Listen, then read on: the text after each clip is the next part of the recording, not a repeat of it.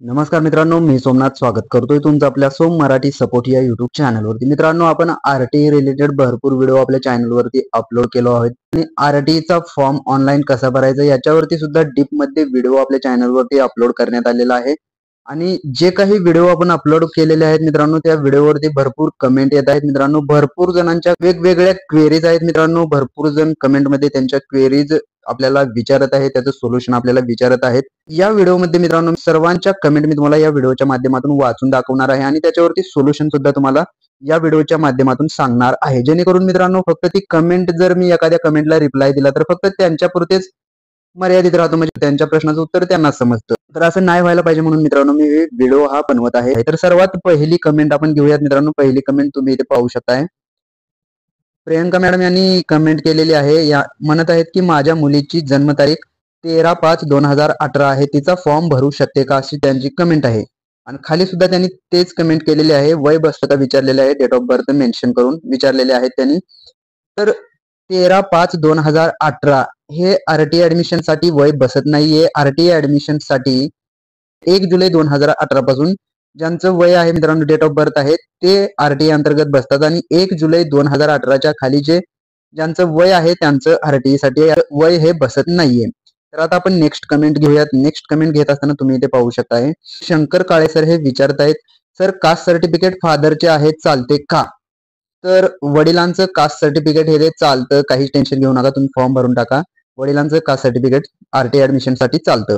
Next comment आपण पाहूयात, मीना काळे madam हे विचारत आहेत, 7 स्कूल सिलेक्ट केले त्यामुळे 25 किलोमीटर स्कूल आहे, नंबर लागेल काय, असं त्यांनी विचारलेलं आहे। म्हणजे 7 शाळा सिलेक्ट केलेल्या आहेत आणि त्यामध्ये 2 ते 5 किलोमीटर स्कूल आहे आणि नंबर लागेल का असं ते विचारत आहेत।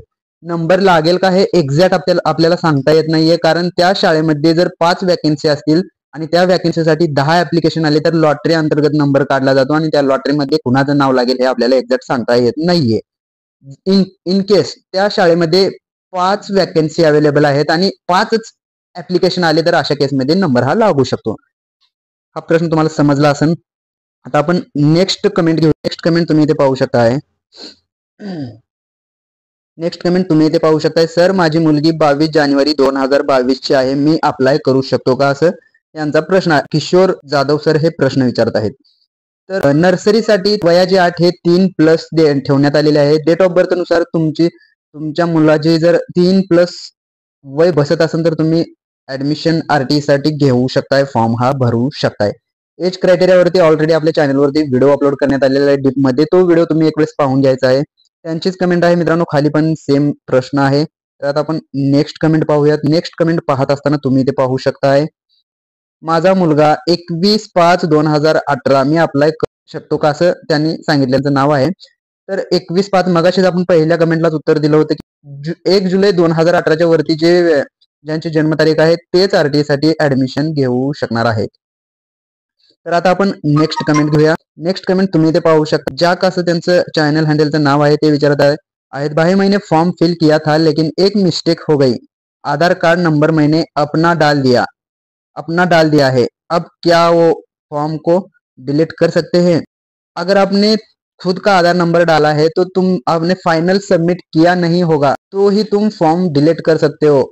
अगर आपने फाइनल सबमिट एप्लीकेशन का प्रिंट निकाला है तो आप उसमें कुछ भी चेंजेस नहीं कर सकते, क्योंकि मैंने ऑनलाइन एप्लीकेशन कैसे फिल करने का इस पर एक वीडियो बना के अपलोड किया था, उसी में डिप में मैंने बता दिया है कि जो भी डिटेल आपको फिल करना है एक्यूरेट फिल करना है, और एक्यूरेट फिल करने के बाद जब फाइनल सबमिट करते हैं उधर एक बार फिर रिव्यू करना है कि एक्यूरेट डिटेल फिल किया हुआ है क्या। इसके वजह से उसी में ये बताया था कि अगर गलत है तो तुम उसी टाइम फाइनल सबमिट करने से पहले तुम डिलीट कर सकते थे, अगर फाइनल सबमिट किया है तो आप फॉर्म में कुछ भी चेंजेस नहीं कर सकते हो, ये याद रखना है।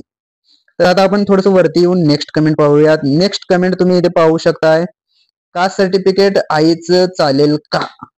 तर कास्ट सर्टिफिकेट हे वडिलांचं नाही तर मुलाचं सांगण्यात आलेलं आहे। GR मध्ये तुम्ही पाहू शकता, डॉक्युमेंट लिस्ट वरती आपण व्हिडिओ बनवलेला आहे, तो व्हिडिओ पाहून घ्या, ज्यामध्ये डॉक्युमेंट्स आरटीई ऍडमिशन साठी जे काही एक्झॅक्ट डॉक्युमेंट लागणार आहे त्या डॉक्युमेंटची लिस्ट तुम्हाला व्हिडिओमध्ये मी सांगितलेलं आहे। तो व्हिडिओ तुम्ही पाहून घ्यायचं आहे. तर आता आपण नेक्स्ट कमेंट पाहूयात. नेक्स्ट कमेंट पाहत असताना तुम्ही ते पाहू शकता, sir play group, nursery, junior KG and senior KG कोणत्या शाळाची लिस्ट दिसत नाही, असं यांचा प्रश्न आहे. तर भरपूर डिस्ट्रिक्टमध्ये मित्रांनो भरपूर जणांच्या कमेंट आलेल्या आहेत. हाच प्रश्न आहे. भरपूर ठिकाणी nursery, junior KG, senior KG जेव्हा फॉर्म भरत असतो तिथे फॉर्म तर रजिस्ट्रेशन तर होतं, पण जेव्हा शाळा सिलेक्ट करायचा प्रश्न येतो, शाळा सिलेक्ट करायला जातो, तिथे एकही शाळा अवेलेबल दाखवत नाहीये. याचं कारण मित्रांनो आरटीए अंतर्गत शाळांनी nursery, junior KG, senior KG साठी रजिस्टरच केलेलं नाहीये, याच्यामुळे ते असं दाखवत आहे. खालचा प्रश्न आपण पाहूयात. काजल भोईर मॅडम हे म्हणत आहेत स्कूल सिलेक्टचं ऑप्शनच येत नाहीये. म्हणजे हाच प्रॉब्लेम आहे. मगाशी आताशी आपण जी कमेंट सांगितली, शाळेचं रजिस्ट्रेशन त्यात तिथं शाळा दाखवत नसतील मित्रांनो, त्यामुळे शाळा सिलेक्ट करण्याचं ऑप्शन हे येत नाहीये. तर आपण वरती आल्याच्या नंतर तुम्ही इथे पाहू शकताय, माझ्या मुलीची बर्थ डेट 20/5/2018 आहे. तर फर्स्टला ऍडमिशन होईल का? मोबाईल वरून ऑनलाईन फॉर्म भरता येईल का?